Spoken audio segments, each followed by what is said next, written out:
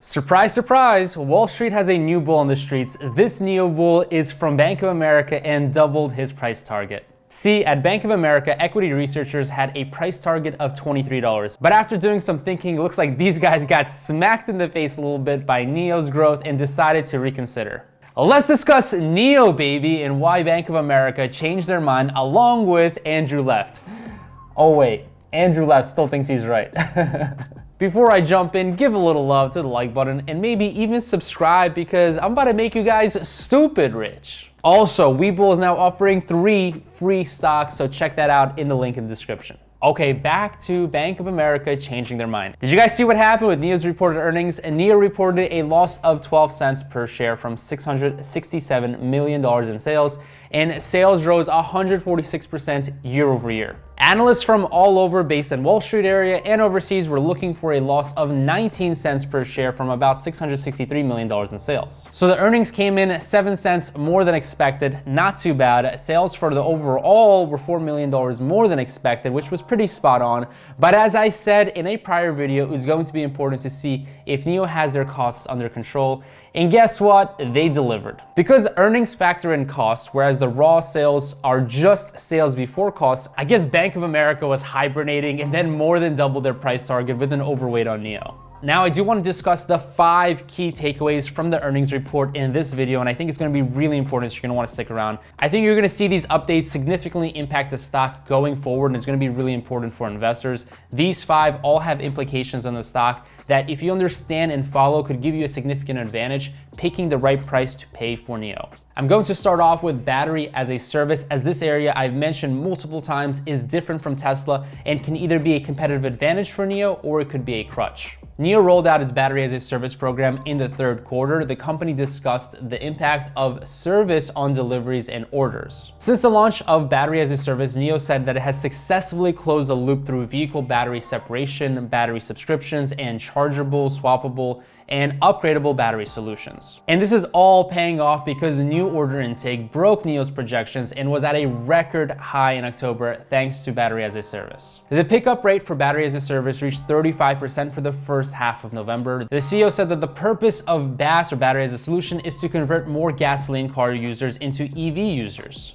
After the launch of the 100 kilowatt hour battery pack, he believes the competitiveness of BaaS has been significantly enhanced. To me, I'd like a little bit more information, but the confidence that he had was definitely inspiring, and that really matters. Next key takeaway was NIO's production capacity. NIO's target expanded the overall supply chain production capacity to 7,500 units per month in January 2021, up from 5,000 units per month. And guys, wow, that's probably the biggest piece of information and why Wall Street woke up with their price targets. NIO just crossed 5,000 vehicles sold literally last month, and that was a very big deal. And now in just 2 months, you're telling me that they're about to grow 50% in production to 7,500 units? Tesla had 22,000 units sold, so NIO is moving from less than a quarter of Tesla to more than 1/3 of Tesla's volume in China. Talk about growth, holy moly. Capacity is what I like to see, so on that front, in January, if this actually happens, I'll be surprised if this stock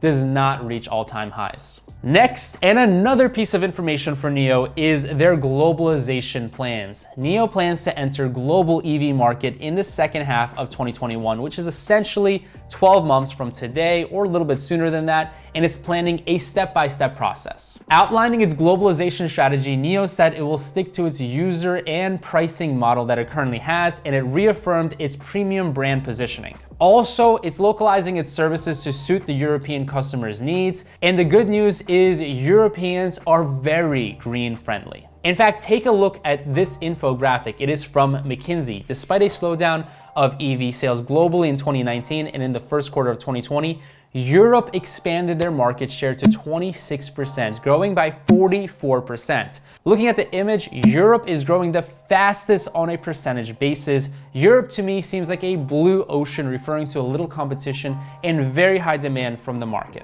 EV sales in Germany and Netherlands contributed nearly half of the 44% growth of the overall EV market growth, in all of Europe. And in both countries, units sold increased by 40,000 units. Those numbers translate into a 2018 growth rate of 55% for Germany and 144% for the Netherlands. In both countries, these strong EV sales resulted from increased demand for new models, the availability of existing models, and larger battery sizes. And last but not least, so many ands, changed government incentives. Like I said, governments play a very important role in something like EVs because they have a lot of control in the incentives that they have. This got me thinking, if Europe is growing so fast and is connected to Asia, will NIO have a faster time expanding than Tesla, which is US based? And then I realized Tesla Gigafactory 4 is opening in Germany for 2021. That's not bad though, since clearly NIO can sell in the same market as Tesla, so I'm super bullish and excited about the European market opportunity.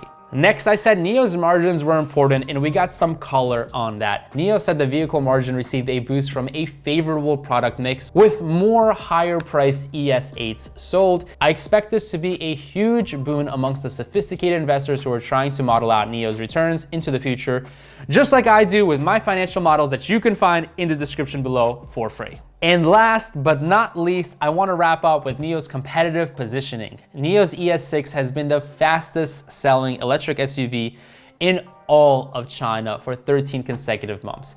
ES8, however, is now the top selling premium electric SUV priced over 400,000 yuan or just over $60,000 in China. Despite the strong sales, NIO also delivers on quality. Quality, baby. NIO ranked first in JD Power's China New Energy Vehicle Experience Index in September. NIO shrugged off Tesla as competition by suggesting that the competition for Tesla in China is actually between the Model Y and the Model 3, and that it has its own unique advantages in products and services. Overall, EV stocks like NIO now have analyst support with new price targets and policy support from politicians who are setting target dates to eliminate gas vehicles. If NIO continues to post strong quarterly growth and increased production, the future of the stock is very promising. What are your guys' thoughts? Anyone have NIO options? Let me know. Don't forget, smash the like button, and if you don't already know, you have one thing to do for me. Be aggressive in learning, but be safe in investing, and give me that fist bump. No one ever sees me, I'm losing every battle. No one ever sees